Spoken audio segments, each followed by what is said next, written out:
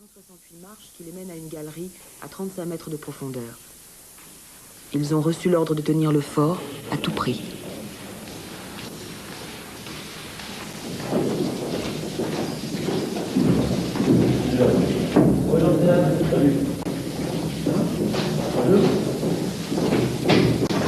Dans leur retraite précipitée, les hommes ont le souffle coupé.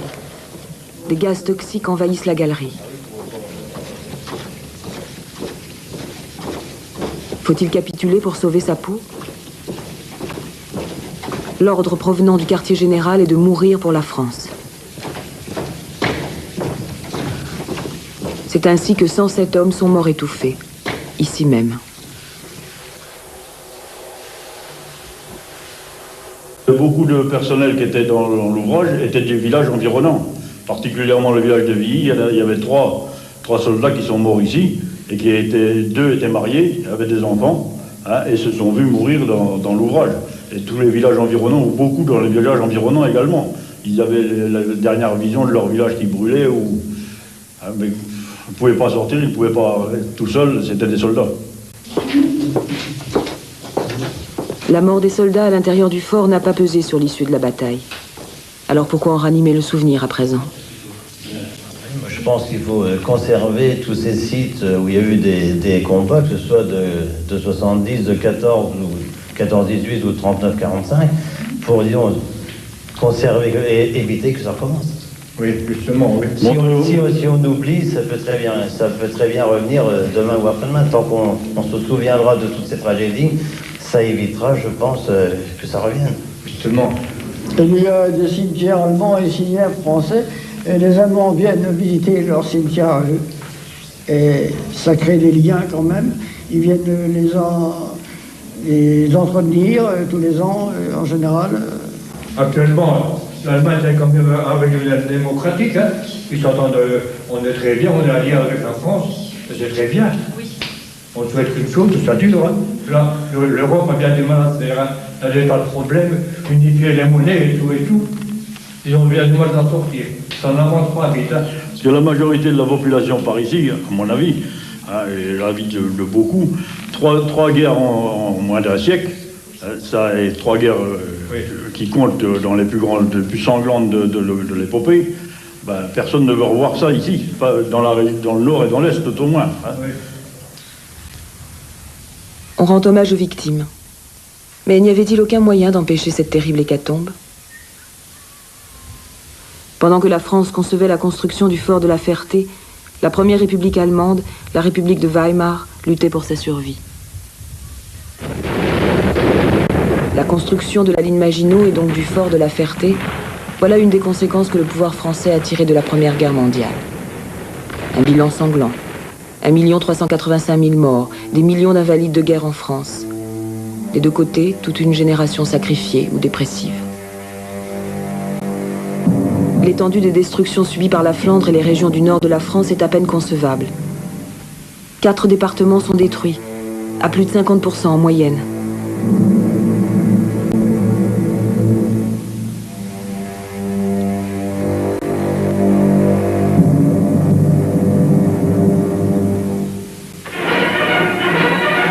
En 1919, la France est parvenue à triompher, mais de justesse. L'incapacité de la nation à soumettre l'ennemi sans le soutien massif de ses alliés anglais et américains fut un vrai traumatisme. Seuls quelques généraux avaient compris cette guerre moderne, produite par une société en pleine mutation.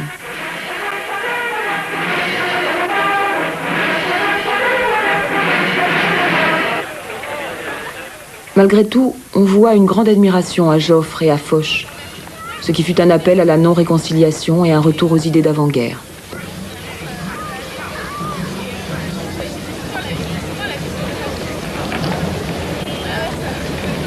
L'idée d'un équilibre entre suprématie militaire et engagement pour les droits de l'homme est symbolisée au cœur de Paris par l'axe Trocadéro-École militaire. Cette idée forte semble aujourd'hui appartenir à un autre âge.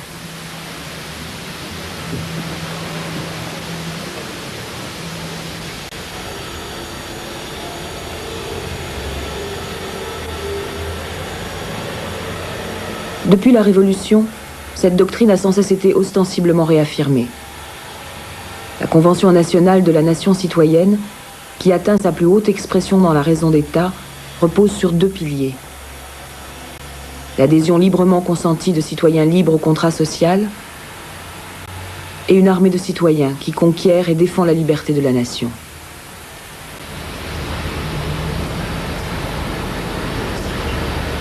Une telle armée a l'obligation d'être toujours victorieuse, sinon on jugerait la patrie en danger de mort.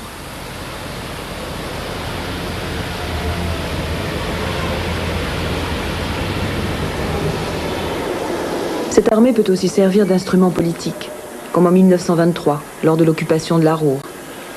Il s'agit de faire appliquer les mesures draconiennes prévues par le traité de Versailles, même si la jeune République allemande y perd toute crédibilité et même si ces démocrates doivent le payer de leur vie.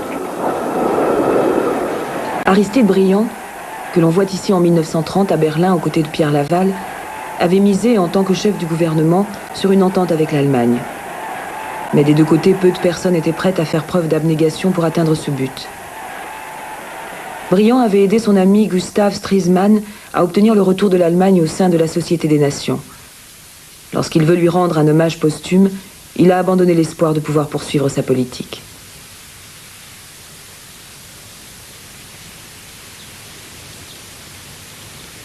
En France, l'assaut du Parlement mené par la droite en 1934 échoue de justesse. Au dernier moment, de la Rocque ordonne le retrait de ses croix de feu. Par la suite, le pays connaît des grèves massives. Les ouvriers entendent faire valoir leurs intérêts, dans la société comme en politique. En 1936, la majorité porte au pouvoir la coalition du Front populaire, composée de communistes, de socialistes et de radicaux. La politique sociale et financière des différents gouvernements de Léon Blum alarme la bourgeoisie, qui craint de perdre ses privilèges.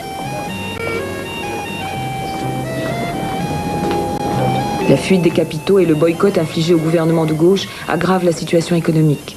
En 1938, l'État français est au bord de la banqueroute.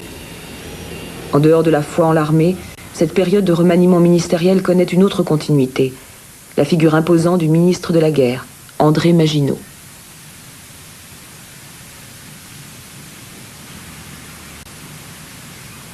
En revanchiste résolu, il a conduit l'occupation de la Ruhr. Le sous-officier, décoré à maintes reprises, est considéré comme un héros de Verdun. La caste militaire l'accepte en tant que ministre de la guerre. Généraux et ministres élaborent ensemble un concept défensif. Pour la France, c'est la seule stratégie envisageable. Cependant, la ligne Maginot va demander trop d'efforts au pays. En l'espace de 7 ans, sa construction va coûter 5,5 milliards de francs or. En 1939, les fortifications se dressent sur 314 km de la Suisse à la Lorraine. Donc, les politiques et les militaires français sont tombés d'accord sur un point.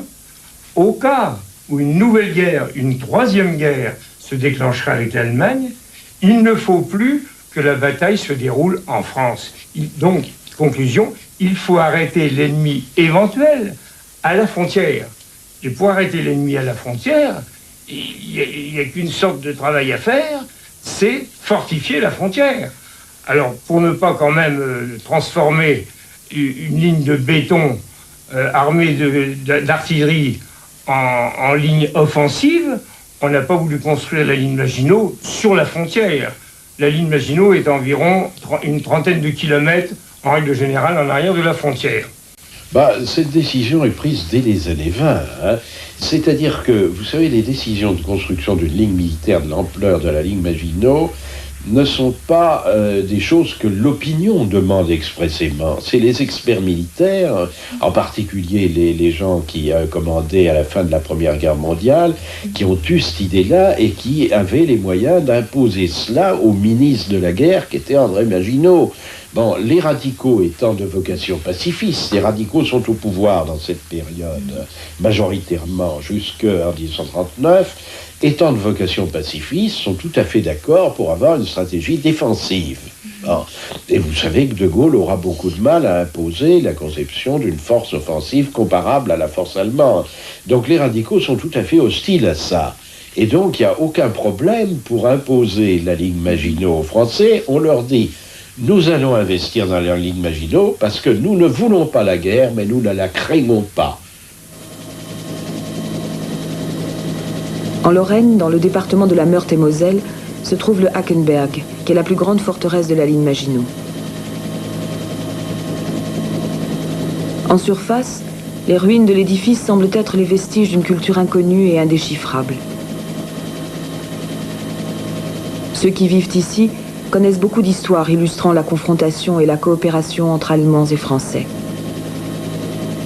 Ils peuvent faire le récit des rendez-vous manqués de ce XXe siècle. Le terrain, à présent recouvert d'épaisses forêts, était alors tout à fait dénudé. Un champ de tir dégagé où livrer bataille. Au sommet du Hackenberg se trouve le cimetière privé d'un seigneur lorrain. Ici, les pierres tombales attestent que la culture et l'histoire de cette région ignorent la frontière séparant le Palatinat de l'Alsace-Lorraine. Mais leurs inscriptions révèlent également le jeu des puissances qui, tour à tour, ont imposé puis établi leur domination sur la région. Le colosse souterrain attire les touristes depuis 20 ans. Amis Fort, une association d'anciens combattants, d'historiens et de jeunes, a obtenu l'ouverture du fort. Jean Bello, professeur à la retraite, guide les Français dans le strict respect du règlement, mais dans la bonne humeur. Alors, mesdames, messieurs, soyez les bienvenus à l'ouvrage Maginot du Hackenberg. Hackenberg, c'est le nom de la colline sous laquelle l'ouvrage est creusé. Les ouvrages Maginot portent en général le nom des collines sur lesquelles ils se trouvent. C'est le plus gros fort de la ligne Maginot.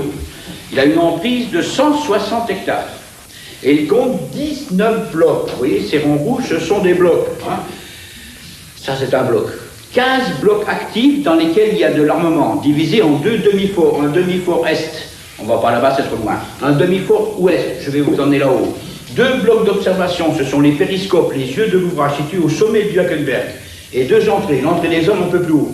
En partant, vous passerez avec votre voiture devant l'entrée des hommes. Et l'entrée des munitions, c'est là que nous nous trouvons. Les pièces d'artillerie des coupoles blindées sont prêtes à faire feu dès 1938. Pourtant, les forteresses ne seront suffisamment ravitaillées en munitions qu'au début de la guerre, en septembre 1939, lorsque la région est évacuée.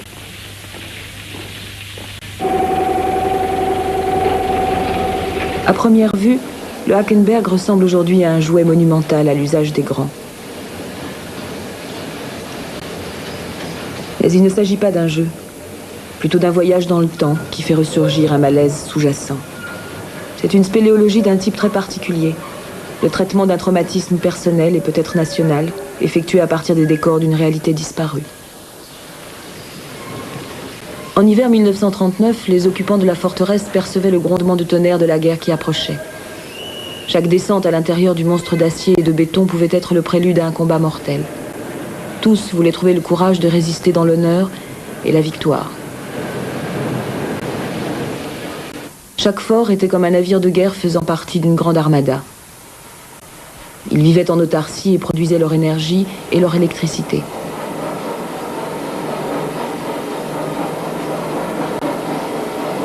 Les soldats, terrés dans leur souterrain de béton, se sentaient parfaitement en mesure de remplir leur mission tactique, notamment en raison de l'énorme puissance de feu des ouvrages fortifiés. De plus, du militaire de carrière au réserviste, en passant par l'appelé, chacun des hommes qui ont servi ici était un spécialiste formé pour la tâche qu'il devait accomplir. La ligne Maginot était le système d'armement haute technologie de l'époque, propre à alimenter outre-Rhin la fiction d'une France armée jusqu'aux dents.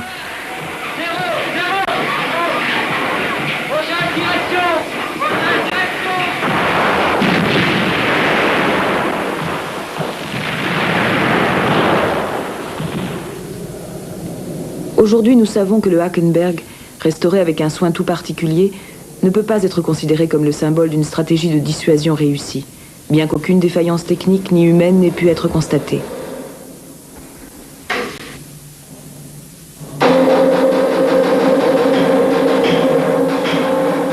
L'ordre de cesser le feu arriva au moment de la défaite dont les politiques et les militaires portaient la responsabilité.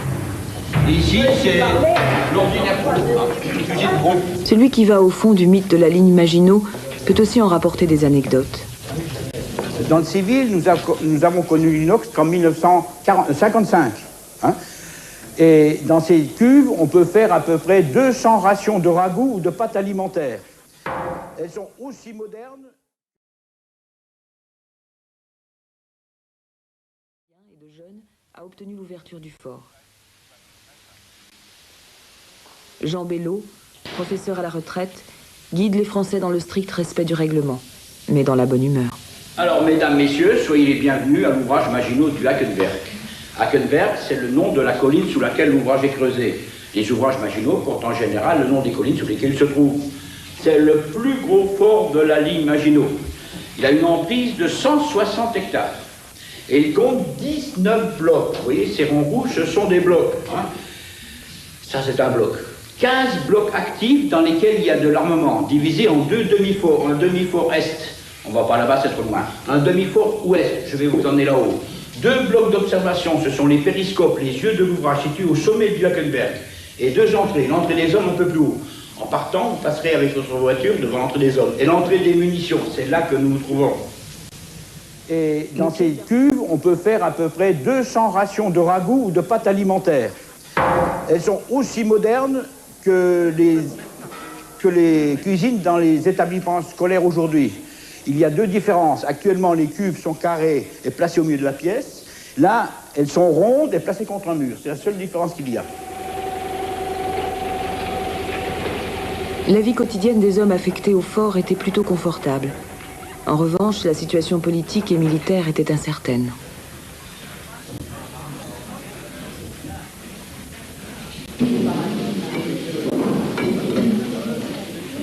On exhibait aux regards ennemis un dispositif militaire presque écrasant, moderne et efficace.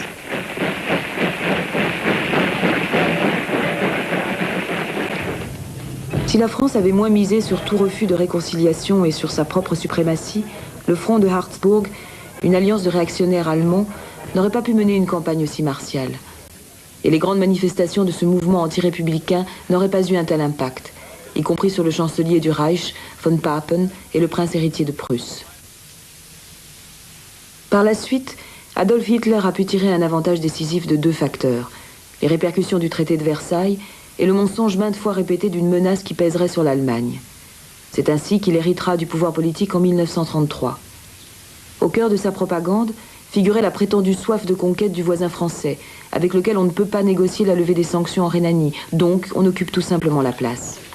Personne, pas même la France, ne rappela Hitler à l'ordre. Derrière ces grandes tirades en faveur de la paix, une détermination se fait jour, qui laisse craindre le pire. Wir wollen dem französischen Volk die Hand geben. Wir wollen nicht diesen ewigen, wahnsinnigen Kampf weiterführen.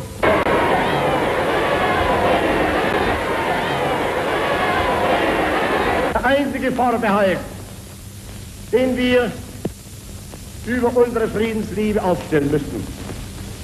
Keinem etwas zu Leide tun und von keinem ein Leid erdulden. Zum Schutz des deutschen Landes gibt der Führer am 28. Mai 1938 an Heer und Luftwaffe den Befehl zum verstärkten und beschleunigten Ausbau der Westbefestigungen.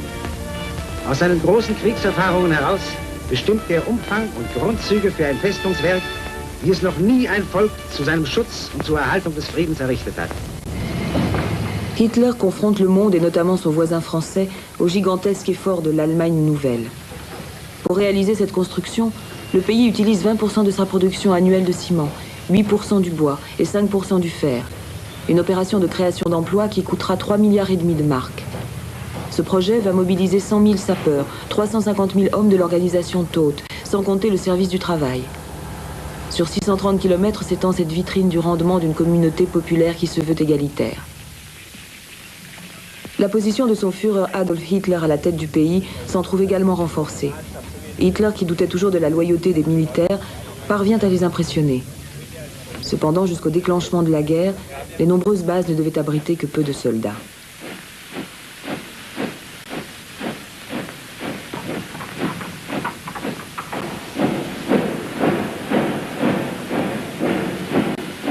Mais ce que Hitler a su vanter à grand renfort de propagande n'était pas comparable à la ligne Maginot.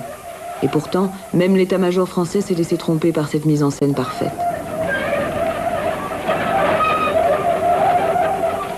En réalité, c'était une réalisation incomplète qui, au printemps 1939, n'avait pas encore été pourvue en armes et en munitions.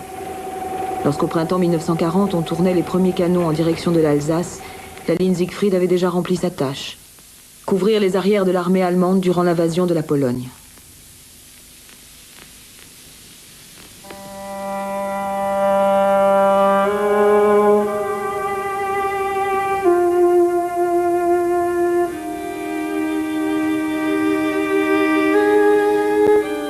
La population des régions frontalières de l'Ouest compte parmi les premières victimes de la guerre.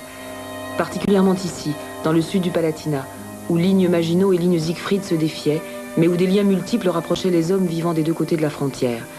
Les Allemands de cette région n'avaient jamais considéré ceux d'en face, les Alsaciens, comme des ennemis, ce qui explique peut-être que les militaires les obligèrent à quitter leur maison. Das war im September, wo wir weggemisst haben, und dann war es dann so, dass wir in Gruppen aufgeteilt worden sind vorher, also wer noch lauffähig war, Altersmädchen und so, musste laufen. Und die anderen sind transportiert worden. Und wenn man laufen muss, dann habe ich mir vorgenommen, dann kann man ja nicht viel mitnehmen. Dann habe ich mir selber einen Rucksack gemacht und habe die Notwendigste rein. Wir wussten aber nicht, wohin es geht, also hat niemand gewusst. Mein Vater hat immer gesagt, wann wir leben, wir kommen in die Lüneburger Heide. Er hat immer gemeint, wir kommen in die Lüneburger Heide. Der Krieg ist bald gewonnen, das hat Stockmanns Geist. Wir haben den Krieg bald gewonnen. Und am 14. Tag kommen wir wieder heim. Das war unser Gedanke. Sind wir fort. Les villageois furent dispersés, répartis arbitrairement et même discriminés en tant qu'amis des Français. Seuls les hommes qui s'étaient portés volontaires pour poursuivre les travaux sur la ligne Siegfried furent autorisés à rentrer chez eux. Ce fut le cas de Karl Köhler, originaire de Busenberg, âgé alors de 18 ans. Wir hatten die Genehmigung, unser Häuser abzuschließen. Da ist ein Schild rangekommen von der Ortskommandantur, dass das Haus der Besitzer hier arbeitet und es bewohnt ist. Nicht?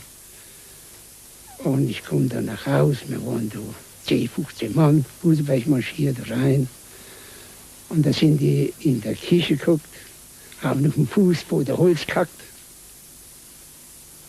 Und am Herd die Beine weggeschlagen gehabt, aber direkt auf dem Boden auf. Dann habe ich halt auch, und wenn ich böse war, wild war, dann haben sie mich halt verhaftet. Die Ortskommandantur geführt und dann ist der Ortskommandant mit draufgegangen, wo ist das Schild? Ich habe gesagt, hier war ein Schild an der Haustür und die ist so einquartiert ohne Genehmigung. Dann mussten sie ausziehen, das ist wieder zugemacht worden. Ach, darauf komme ich wieder heim, war selber wieder. Dann habe ich mich gar nicht mehr aufgeregt. Ce film de propagande passe sous silence le déracinement et la peur de la guerre. Les villages, occupés par des soldats allemands, sont montrés comme étant bien gardés. Pas un mot sur les deux objectifs réellement poursuivis. Obtenir un champ de tir bien dégagé et faciliter le déploiement des troupes. Ces images idylliques cachent la réalité.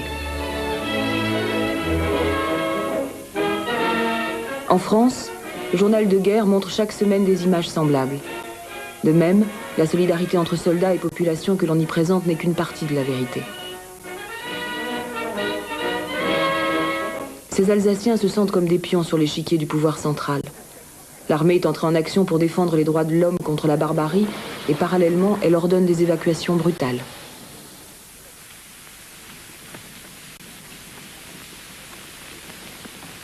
Sur les deux rives du Rhin, on ne trouve plus que des villes fantômes. Madame Gutherz de Lembach raconte ce qu'elle a ressenti à l'époque alors qu'elle était enfant. Und in Detweiler sind wir 2 Nächte geblieben und da haben sie uns in Viehwaggons verladen. Ne? Auf Stroh wie Vieh. Ne?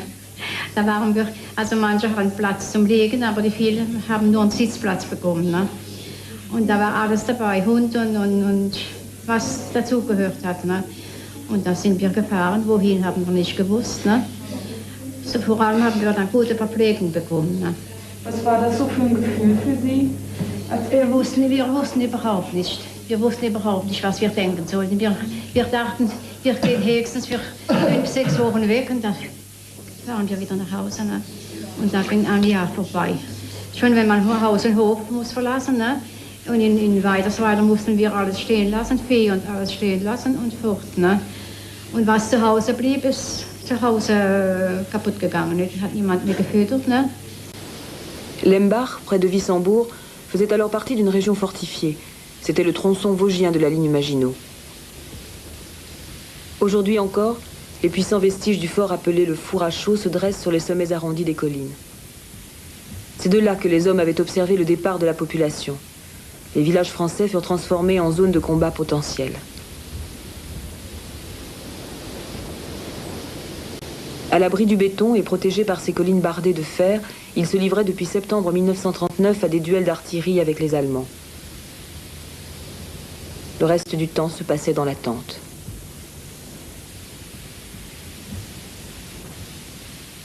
Il en allait de même en Haute-Alsace, dans les petits forts des bords du Rhin, situés en face de Breisach.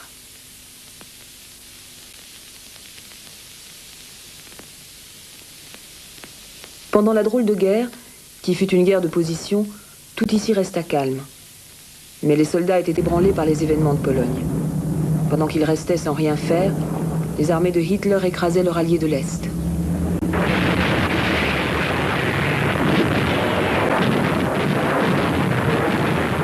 La Pologne livrait un combat inégal contre la machine de guerre moderne de l'Allemagne.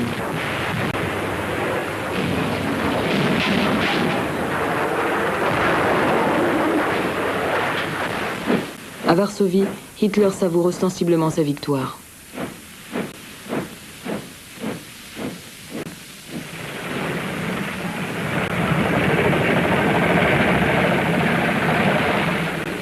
Quelle tactique va donc adopter Gamelin, le chef de l'état-major français, pour contrer l'offensive allemande désormais inévitable? Les indices se multiplient. Les Allemands vont opter pour une guerre de mouvement.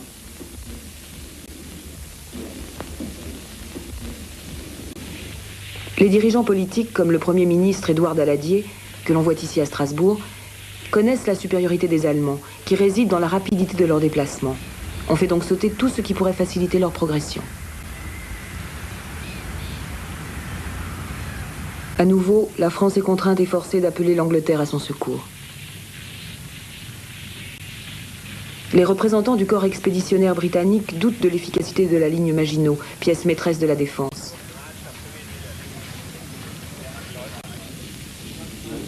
Le réveillon de Noël 1939 vient encore distraire soldats et officiers de l'ennui de leur service. La messe de minuit réunit tout le monde. Les hommes de garde, la relève, les soldats des casernes d'infanterie. Leurs visages expriment l'inquiétude. Arriveront-ils à résister, à survivre ?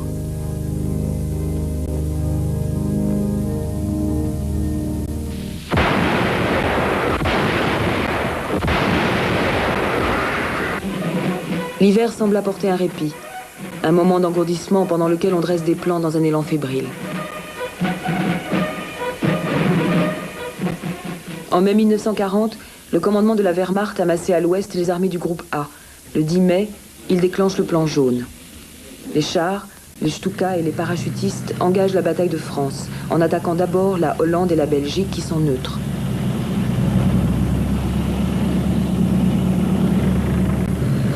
Cinq divisions blindées regroupant 1220 chars mènent l'assaut, loin devant l'infanterie. Cette force représente la moitié des blindés allemands, une entreprise sans précédent. Le 11 mai, la première division blindée de Guderian, ayant pour devise « Le mouvement est préférable au combat », parvient à Bouillon. Guderian, élève de Manstein, a souvent dû prendre des décisions qui allaient à l'encontre des ordres de ses supérieurs. Il n'y avait pas eu de stratégie mûrement réfléchie qu'il aurait pu appliquer sur le terrain. Ce fut paradoxalement l'une des raisons de sa réussite. Principal obstacle avant la frontière française, la ville de Bouillon est prise. Les Ardennes réputées insurmontables sont franchies.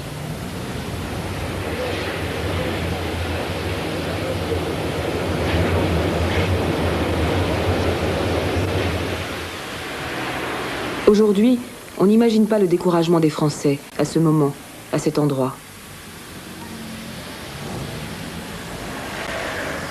Pendant des siècles, la ville a été un verrou de sûreté, la pomme de discorde entre Allemands et Français. Au-delà de Bouillon, en bordure des Ardennes, c'est la vallée de la Meuse où se trouve Sedan, porte d'accès à la France. L'offensive sur la ville est imminente.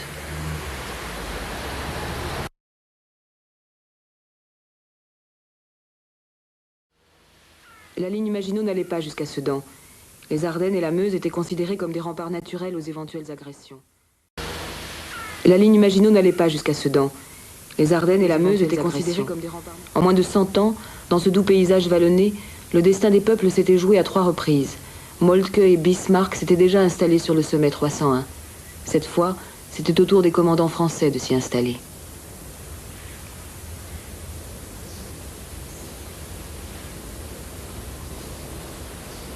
Le drame de la Ferté s'est déroulé près d'ici, dans une vallée transversale. Les spécialistes de la fortification diront, l'ont dit d'ailleurs, on devait lier la manœuvre, lier la fortification à la manœuvre, et non pas la manœuvre à la fortification, qui est immobile. Or, le général Weygand, qui était généralissime à ce moment-là, n'a pas utilisé la fortification. Il a envoyé le groupe d'armée numéro 1 au-devant des Allemands, des forces allemandes, en Belgique. C'est-à-dire pour faire quoi? Une bataille de rencontre de style napoléonien, sans aucune imagination. Le sang pour le sang, le choc pour le choc.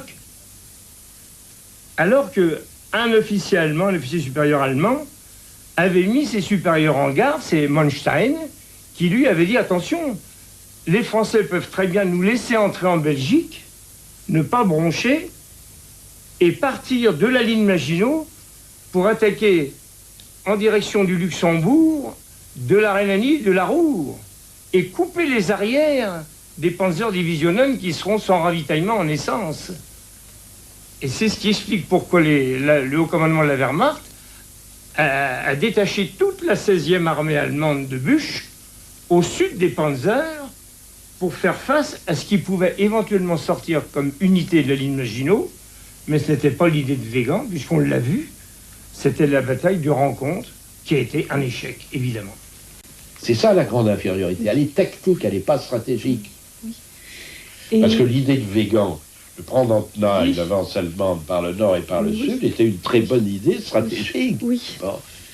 Mais quelles sont les conséquences de l'échec de l'armée française à ce moment-là? Bon, la conséquence, c'est pour la France, c'est une tragédie, parce que vous avez la France coupée en deux. Vous voyez suffisamment en lisant les journaux français que nous ne sommes pas tout à fait sortis de cette situation-là. Et je crois que l'ampleur, moi j'avais 10 ans pendant ces événements, je me rappelle encore du passage de l'armée française dans mon village, l'armée française battue. Et croyez-moi, c'est quelque chose qui marque. C'est d'une tristesse totale. Le 13 mai 1940, à Sedan, les blindés devaient une fois encore jouer un rôle décisif dans la bataille, en forçant le passage de la Meuse. Les Allemands avaient concentré toutes leurs forces sur une zone large de 10 km. Pendant 5 heures, 1500 avions avaient pilonné la défense française. Sortis de cet enfer, les hommes étaient brisés moralement et comme paralysés.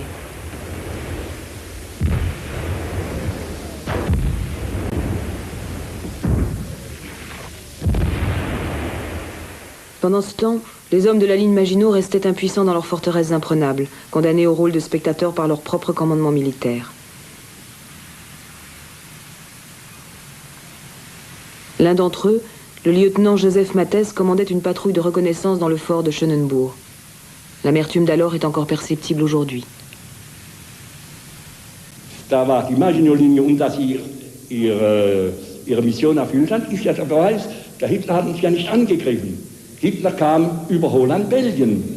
Und das wussten wir ja, denn da droben haben wir ja keine Maginot-Linie gebaut. Also wenn man schon eine Mauer baut, dann weiß man dann, dass der einbrechen will, nebendran kommt. Also da hätte man die ganze Armee von Frankreich da hinaufschaffen sollen und nicht noch hinter die Maginot-Linie die besten Armeen von Frankreich hinstellen. Da droben standen Armeen von Marseille und so weiter.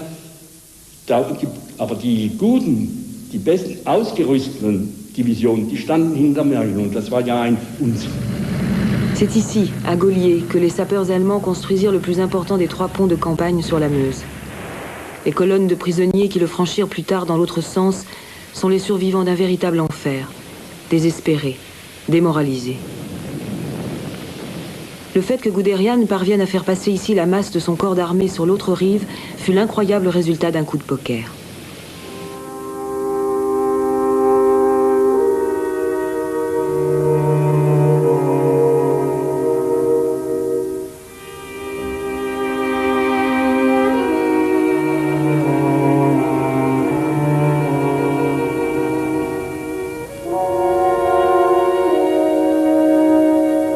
Ici, dans la vallée de la Meuse, les Français s'étaient retirés sur leur seconde ligne de défense. Peu de choses rappellent la lutte acharnée dont les forts du prolongement de la ligne Maginot firent l'objet.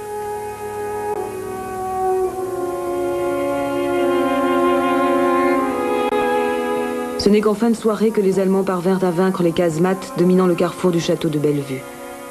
Pendant ce temps-là, Guderian préparait son opération la plus audacieuse. Entscheidend war weniger Guderians Durchbruch bei Sedan, sondern sein Ausbruch aus dem Brückenkopf Sedan hier bei Chemeri. Dadurch erhielt die Operation eine in dieser Art gar nicht geplante Dynamik und erst dadurch wurde Mansteins Sichelschnittidee umgesetzt. Dadurch entstand jenes Phänomen, das schließlich in der Propaganda als Blitzkrieg bezeichnet wurde. Also habe ich das richtig verstanden? Das war überhaupt nicht beabsichtigt? Hatte der keine Rückendeckung von oben, von der obersten Heeresleitung und so weiter?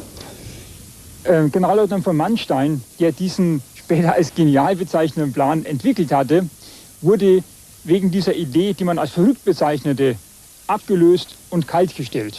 Sein Berater als Panzerfachmann war jedoch Guderian gewesen und hier schlug seine große Stunde. Hier setzte er gegen alle Regeln der Kriegskunst, gegen alle Befehle seiner Vorgesetzten diese Idee so durch, wie er sie zusammen mit Manstein geschmiedet hatte. Und von hier aus stieß er 400 Kilometer mit seinen Panzern bis zur Kanalküste vor, sodass der gesamte Nordflügel der Alliierten, etwa 1.700.000 Mann, eingekesselt wurde.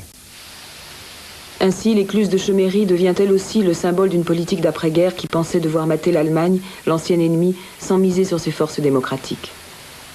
On a ainsi favorisé involontairement l'émergence d'un appareil étatique injuste et agressif, qui savait gagner des batailles en se servant des dernières avancées en matière de technique et de tactique.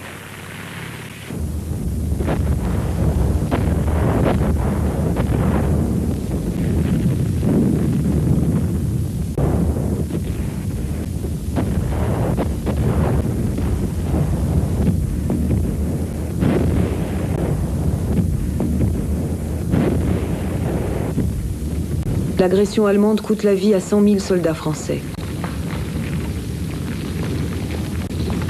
Les Allemands ne rencontrent que peu de résistance dans leur marche sur Paris et Dunkerque. 10 jours après, le 24 mai, l'opération est terminée. Hitler a arrêté ses troupes au canal de la Bassée. L'essentiel du corps expéditionnaire anglais parvient à être évacué par Dunkerque.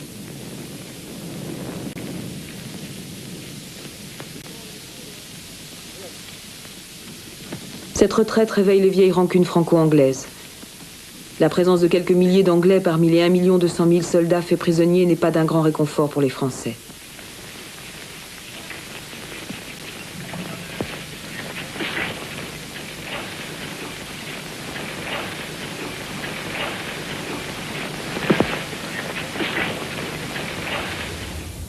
Alors que ces derniers restent immobiles à l'intérieur de leur fort, les Allemands attaquent au sud de la Somme pour tenter de remonter la Seine et d'aller jusqu'à la frontière suisse.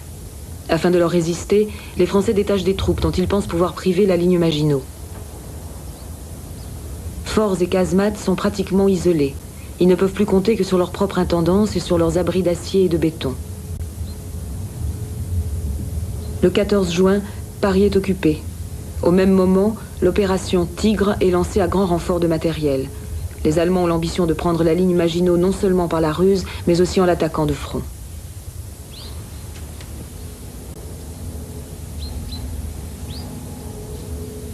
Als sie dann da drüben durchbrachen, also eine Kasematte nach anderen geknackt haben, das war eigentlich nicht schwer, da lagen 20, 30 Mann allein, 4, 5 Kilometer von der nächsten Kasematte und bekamen dann Artilleriegeschosse drauf, Stukas drauf. Ja, was sollten sie denn tun? Die wurden geknackt, das ist was selbstverständlich, obwohl sie schossen bis zur letzten Patrone. Ne? Und so kamen sie dann bei La Verrerie. La Verrerie, das ist bei Langensulzbach, kam diese Division vorbei und unsere große Überraschung war dann Schönbuch, als es plötzlich hieß, für die Artillerietürme und so weiter, Richtung Süden schießen.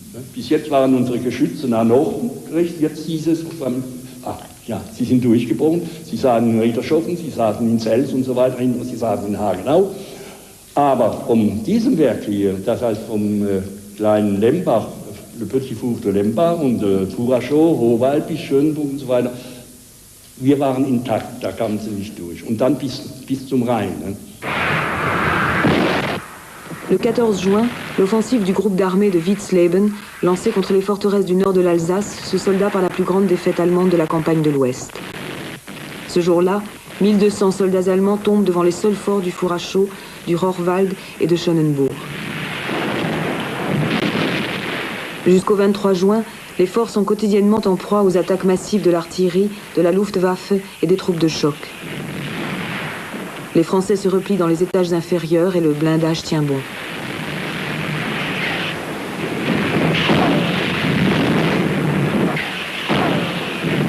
Puisqu'ils ne parviennent pas à passer par ici, les Allemands attaquent également la ligne Maginot dans le Haut-Rhin, qui est peu fortifiée. La zone située en face de Breisach est pilonnée sans relâche. Sous le feu nourri des Français, des vétérans de la Première Guerre mondiale doivent traverser le Rhin en crue.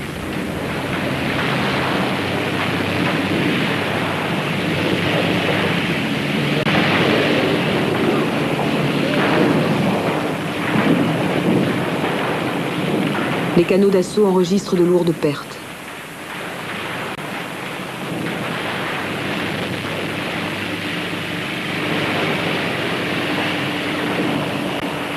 Beaucoup mourront aussi ensevelis dans des bourbiers et en combattant pour la prise des casemates, parce que les Français trouvent un soutien moral dans le mythe d'une ligne Maginot restée invaincue.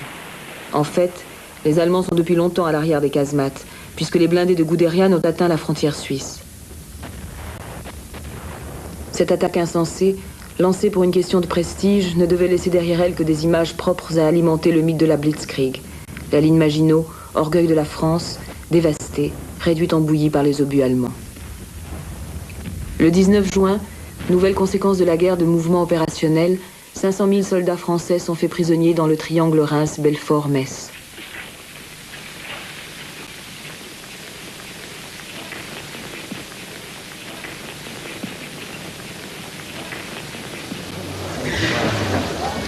À Wiesbaden, on impose au général Hunzinger les conditions de l'armistice. La France se retrouve divisée, avec au nord une zone occupée comprenant Paris et au sud une zone libre sous le régime de collaboration de Pétain.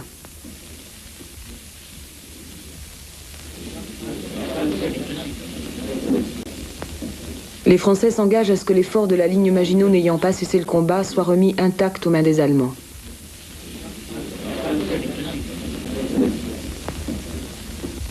Wir fanden aber nicht, dass wir den Krieg verloren hätten oder dass wir gefangen genommen wären. Wir waren ja frei. Und vom Furachow bis hinunter zum Rhein wurde überall, auf allen Blocks, auf allen Kasematten die französische Fahne gehisst. Somit war eine Linie von französischen Fahnen, die eigentlich beweisen sollte, dass wir noch französisch sind, dass wir den Krieg nicht, dass wir nicht überrumpelt worden wären. Ja, Generalstab oder drunten bei Pochter wussten sie natürlich nicht, dass wir noch existieren würden. Nicht? Denn die Deutschen, die waren ja drunten in Südfrankreich und so weiter. Und da kam dann eigentlich eine Delegation von französischen Offizieren im Flugzeug. Die flogen gesandt von Wiesbaden, von der Waffenstillstandskommission von Wiesbaden. Und da saß ja ein halber Elsässer, der General Hunzinger, der vertrat ja die französische Delegation. Und der hätte uns auch besser verteidigen können. Ne? Und die flogen aber über uns, um zu sehen, ja, sie existieren noch. Ne? Le fort blindé 35-3 de Markolsheim dut rendre les armes après qu'un grand nombre de ses défenseurs soient morts au combat.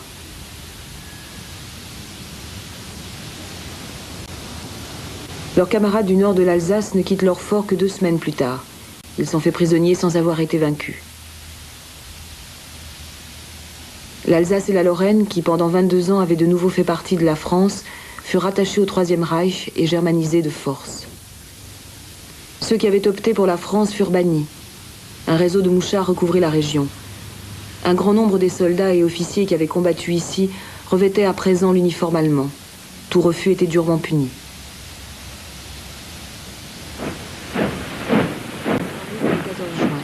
Avec elle, une dictature agressive triomphait d'une démocratie défensive.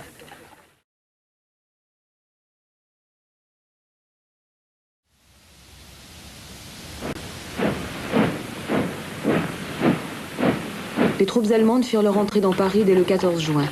Avec elles, une dictature agressive triomphait d'une démocratie défensive. Beaucoup de Français cherchaient à savoir quelles erreurs avaient été commises et ce qui avait permis à l'ennemi de devenir aussi fort.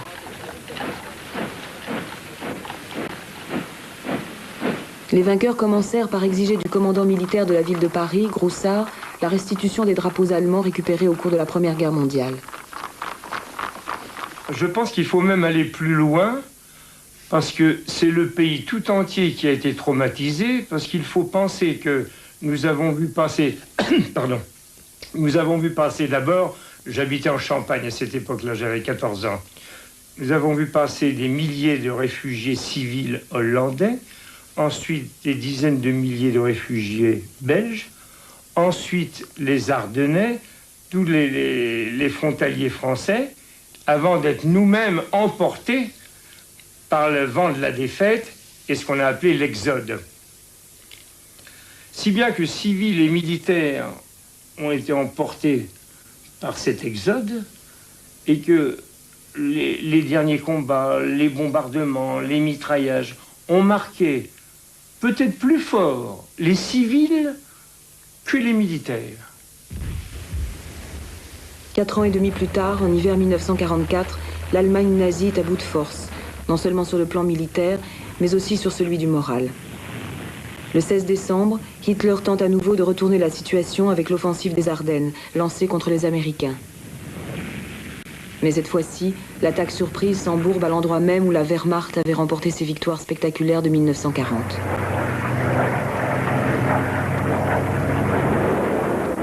La supériorité aérienne est passée dans le camp des Alliés.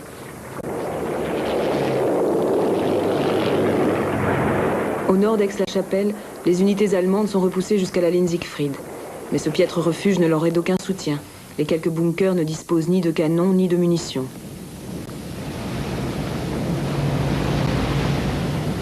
Durant les combats de l'Eifel, lors de la bataille de Hürtgenwald, les Américains se heurtent à des unités allemandes composées de combattants aguerris. Si les Américains perdent 38 000 soldats, les Allemands en perdront environ 30 000.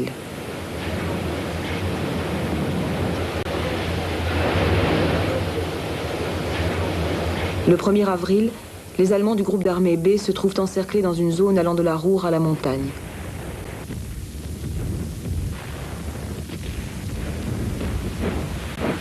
À leur tour, les Allemands faits prisonniers marchent, le visage déprimé, épuisé, vers un destin incertain. Chacun est conscient des crimes, petits ou grands, dans son camp s'est rendu coupable. Les vainqueurs vont-ils user de représailles? Et quel genre de représailles? Dans un premier temps, les camps de la faim installés dans les prés de Rhénanie semblent confirmer leurs mauvais pressentiments. Les Français aussi veulent entrer sur le sol allemand en vainqueurs. Ils le feront à bord de jeeps et portant l'uniforme américain. Ils prendront Stuttgart le 22 avril. La violence qui frappe aussi les civils n'est pas totalement justifiée par des impératifs militaires. S'agit-il de représailles aux exécutions d'otages, aux déportations, aux vols, mais aussi aux humiliations du passé? Il faut décidément du temps pour assumer les fautes liées à la collaboration.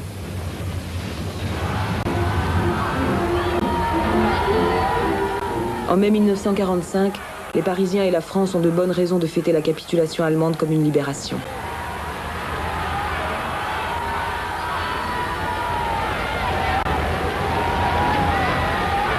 Mais quelle attitude face à l'Allemagne va succéder aux erreurs du passé? Quelle armée, quelle conception politique va choisir de Gaulle, émigré mal aimé, qui doit encore s'imposer face à l'héritage de Vichy et face à la gauche?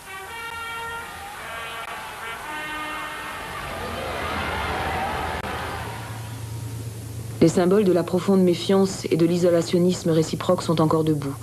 En France, la ligne Maginot est même remise en état.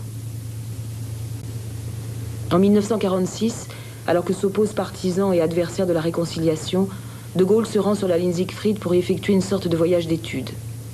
Ses conclusions seront surprenantes, voire impopulaires. Le guide de la France libre, homme de pouvoir réfléchi et conséquent, alors chef du gouvernement provisoire, étudie les possibilités d'un rapprochement. Il crée par la suite le concept d'une Europe des patries. Wenn Sie alle so mich herum versammelt sehe, wenn ich ihre Kundgebungen höre, empfinde ich noch stärker als zuvor die Würdigung und das Vertrauen, das ich für ihr großes Volk, jawohl, für das große deutsche Volk hege. Encore des gestes symboliques qui, cette fois-ci, indiquent quelque chose de nouveau. Un officier français donne l'accolade à un officier allemand sur un fleuve qui symbolisait autrefois l'hostilité entre les deux peuples. Mais notamment grâce à la rencontre des deux chefs d'État, il est maintenant le point de départ d'une amitié à venir.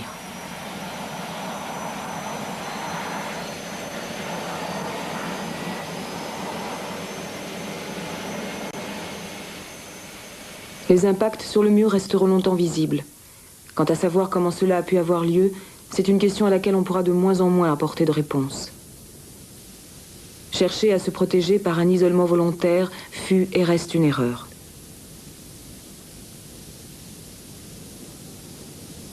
Aujourd'hui, les ouvrages fortifiés ressemblent à des monuments funéraires incarnant des concepts et des idéaux dépassés. Leurs couloirs souterrains sont comme les impasses d'une pensée étriquée. Il faut faire un effort pour comprendre que ces forteresses sont le produit de la peur. Peur de l'autre, de l'étranger que l'on ne pouvait ou ne voulait comprendre.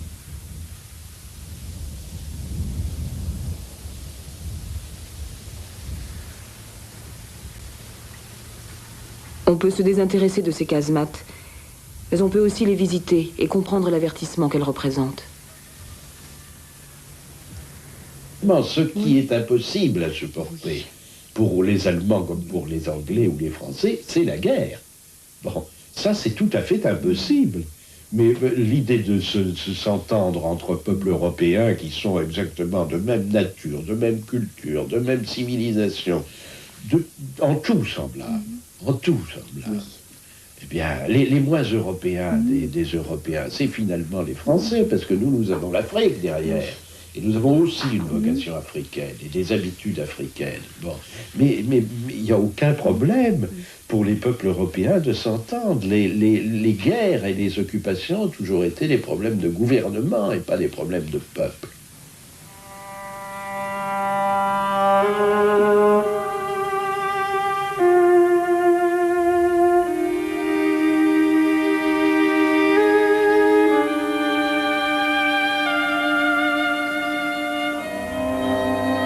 Le Palatinat, l'Alsace, la Lorraine. Qui veut comprendre l'histoire devrait écouter les frontaliers. Les habitants de la région ont toujours été le jouet de puissances rivales. Ils furent finalement les victimes d'une bataille préparée de longue date.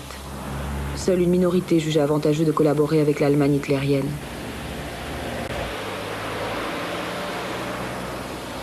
Dans une Europe démocratique, les frontaliers se revendiquent comme étant les pionniers d'une politique d'entente. Lorsqu'on s'est si souvent retrouvé entre deux feux, on ne peut considérer le passé qu'avec scepticisme et humour. Ce qui est très curieux, c'est que j'ai deux grands-mères qui vivaient. Une avait été à Paris, elle parlait très bien. Elle avait été à Paris au but de Chaumont en 1800, avant 70. Elle parlait très bien français. Alors que mon autre grand-mère était d'origine, comme je vous ai dit, qui était la Techteschool à Berlin. C'était Inderper et son père ou son mari était officier à Thionville. Elles étaient différentes, mes deux grands-mères. Tout en étant lorraines, elles étaient de langue et de pensée différentes. Oui, c'est le dessin de tous les pays frontaliers. Avant 70, nous étions français, de 110 à 19 allemands, de 19 en 1940 français, de 40 à 44 allemands. Maintenant, nous sommes français, peut-être l'année prochaine, bosniaques, peut-être, je ne sais pas.